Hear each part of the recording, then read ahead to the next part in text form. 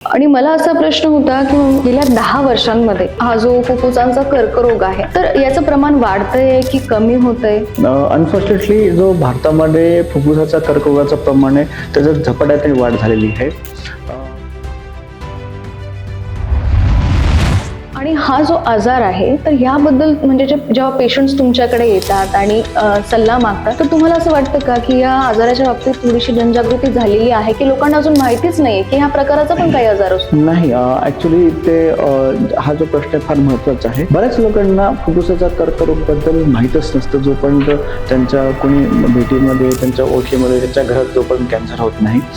अजून जे मी नोटीस केलंय आणि जे बऱ्याच लोकांना नोटीस केलंय की जे यंग असतात, जे टीन्स असतात 14 to 21 इयर्स, जे इम्प्रेशनेबल असतात ते लगेच म्हणजे ते डिप्रेशनमध्ये येतात सिनेमाज बघून, सिरीज बघून.